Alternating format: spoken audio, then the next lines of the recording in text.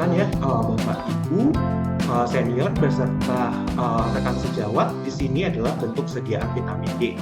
Nah, kalau kita lihat bahwa dan kita ketahui bahwa vitamin D ini adalah vitamin yang larut dalam lemak. Di pasaran cukup banyak ya bentuknya, mulai dari kapsul lunak. Di sini dan juga tablet konvensional dan juga tablet punya yang dimiliki oleh KID. Kemudian kita akan bedah nih, ternyata kapsul lunak itu memiliki beberapa kekurangan ya, seperti bau tengi, kemudian bahan kapsulnya itu ada pertanyaan isu, apakah halal atau juga apakah dia bisa digunakan untuk orang vegetarian.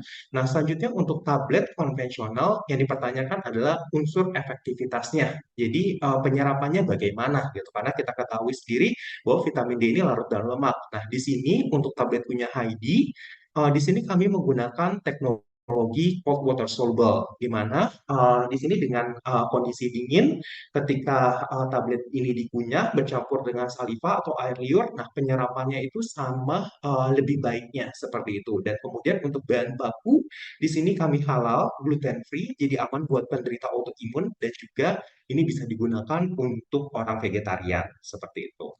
Berikut adalah tips untuk memilih sediaan vitamin D untuk anak ya. Jadi karena kita ketahui sendiri bahwa di luar sana di pasaran banyak sekali ya terdapat bentuk sediaan vitamin D buat anak. Nah, di sini poin utamanya adalah ketepatan dosis dan juga fleksibilitas dosis vitamin D untuk anak berperan penting pada pertumbuhan, perkembangan dan daya tahan tubuh anak. Karena kalau kita ingat lagi tadi bahwa kebutuhan vitamin anak untuk vitamin D itu bervariasi mulai dari 400, 600, kemudian 1000, bahkan sampai 2000 IU pada kondisi tertentu per harinya. Nah, oleh karena itu membutuhkan sediaan yang mudah disesuaikan penyesuaian dosis tersebut. Nah, di sini terdapat beberapa perbandingan ya. Untuk kadar 400 IU itu sebanding dengan satu tetes, kemudian sebanding dengan 1 ml, dan juga ada yang sebanding dengan 5 ml.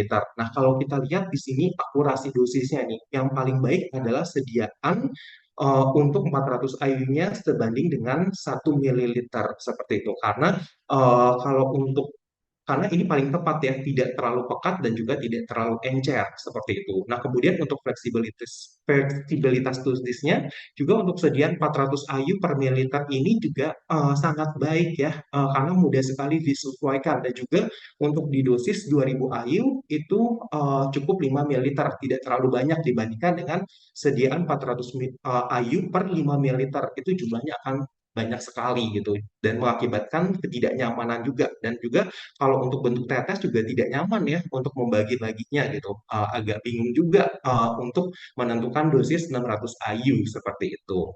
Nah, kemudian untuk higienitasnya di sini pemakaiannya untuk 400 IU per tetes ini bisa bertahan selama 8 bulan. Nah, otomatis kan menjadi pertanyaan ya untuk resiko kontaminasinya. Kemudian untuk sediaan 400 IU per mililiter dan juga 400 IU per mililiter per 5 mililiter ini higienitasnya ini cukup baik ya.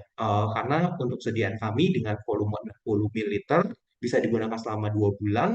Nah, itu akan menimbulkan akan lebih terjamin gitu dari segi higienitasnya. Jadi dari sekian banyak dan serangkaian perbandingan ini, pilihan yang paling baik adalah memilih sediaan 400 IU per 1 ml seperti itu.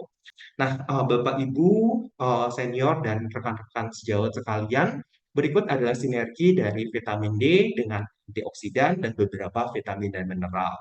Nah, kalau kita lihat di sini dengan antioksidan glutathione dan juga vitamin D3 itu akan melawan stres oksidatif dan menghambat peradangan. Kemudian magnesium ini adalah kofaktor pada protein transport vitamin D sehingga menjaga status vitamin D dalam darah tetap optimal. Nah, kemudian untuk vitamin K2 dan vitamin D3 ini mengarahkan kalsium menuju ke target yang tepat, yaitu tulang dan gigi, sehingga mencegah terjadinya kalsifikasi arteri atau pengapuran di pembuluh darah. Nah, selanjutnya adalah kombinasi nih antara vitamin D3 dengan vitamin C dan zinc itu sudah terbukti ya membantu sekali dalam memelihara daya tahan tubuh. Nah, berikut adalah produk unggulan dan kebanggaan kami, Heidi, Pioneer in High Dose Vitamin D, di mana kami sebagai, sorry, kami sebagai vitamin D3 pertama yang terregistrasi sebagai obat di Indonesia, dosisnya fleksibel juga 1000, 2000, 4000, dan 5000 IU. Kemudian di sini juga tablet minyak dengan rasa vanila dan cukup vanila, teknologi cold water soluble mudah diserap, juga seperti yang disampaikan di tadi, gluten free ya, jadi aman buat penderita autoimun. Nah, selanjutnya kalau kita berbicara mengenai KIT D, tiap mililiternya mengandung 400 IU vitamin D3 atau kolekalsiferol, di mana kegunaannya untuk memenuhi kebutuhan vitamin D. Kalau kita lihat tadi, defisiensi vitamin D di anak Indonesia itu tinggi ya, di 94%. Kemudian untuk meningkatkan daya tahan tubuh ya, terutama untuk kasus infeksi pernapasan, dan juga untuk menjaga kesehatan tulang. Rasa stroberi yang sangat disukai dengan volume 60 ml ini menjadi sangat ekonomis dan juga higienis ya. Kemudian akurat pipet dropper nih, kami menyediakan kemudahan, fleksibilitas dan akurasi dalam ketepatan penyesuaian dosis seperti itu. Nah, berikut adalah rangkaian vitamin D3 yang dimiliki oleh PT Imetco Jaya. Seperti yang tadi disebutkan, di sini ada HID ya.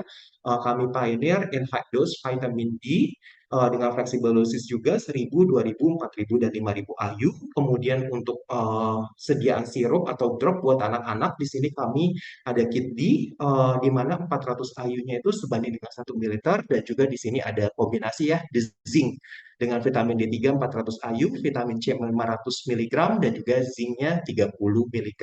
Bentuk sedianya adalah kapsul, sedangkan berikutnya kita akan lihat di sini rangkaian produk vitamin D3 dengan vitamin K2 yang dimiliki oleh PT Medco.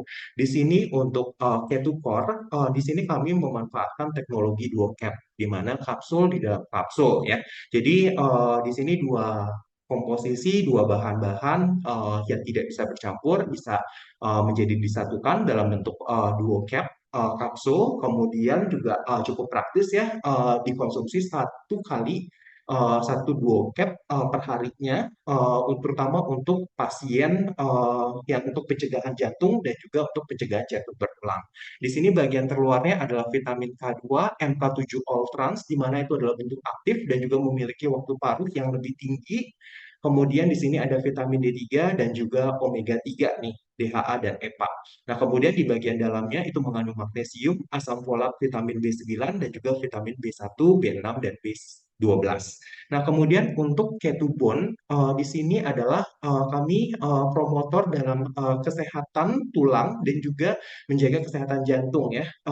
Jadi ini fokusnya lebih ke tulang seperti itu dengan vitamin D3-nya 400 IU, kemudian kalsiumnya elemental setara 500 mg, dan juga vitamin K2 MK7 All Trans 45 mikrogram. Jadi di sini memang spesifik kebutuhannya untuk menjaga kesehatan tulang ya. Jadi dengan sediaan ketubon ini cukup satu kaplet per harinya dengan rasa jeruk segar dan juga tanpa aftertaste kapur, dan juga bisa dikonsumsi oleh seluruh anggota keluarga mulai dari anak-anak, kemudian ibu hamil, dewasa, dan juga manula. Nah, kemudian di sini ada HID K2 Plus, di mana komposisinya vitamin D3 800 IU dan juga vitamin K2 MK7 All Trans 100 mikrogram. Di mana di sini indikasinya kalau misalnya asupan sehari-hari kalsium dari produk susu dairy sudah bagus, maka hanya dibutuhkan vitamin D3 dan juga vitamin K2. Bentuknya tablet punya rasa food. Take home message yang kita bisa ambil dan kita bawa pulang nih, bahwa untuk vitamin D berperan penting pada berbagai fungsi tubuh ya. Kalau kita lihat tadi hampir seluruh bagian tubuh itu ada reseptor vitamin D, kemudian defisiensi vitamin D ini akan mempengaruhi kualitas hidup baik pada saat ini maupun gangguan degeneratif kronis di masa depan.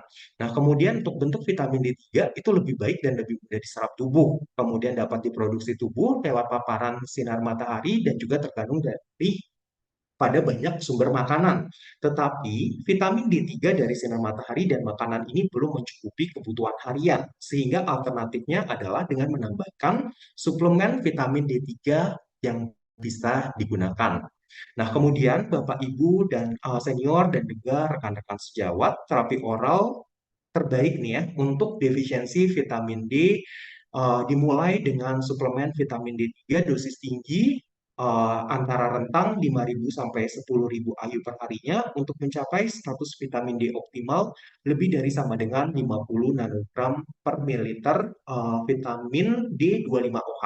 Nah, kemudian setelah kadar optimal ini tercapai, dilanjutkan dengan dosis pemeliharaan di angka 4.000 IU per hari atau 2.000 IU per hari agar kadar vitamin D dalam darah tidak drop. Kemudian adalah vitamin D3 pada anak-anak itu kan yang perlu diperhatikan adalah ketepatan dosis dan juga fleksibilitas dosisnya gitu. Karena itu akan sangat berpengaruh sekali untuk mendukung pertumbuhan, perkembangan dan daya tahan tubuh seperti itu.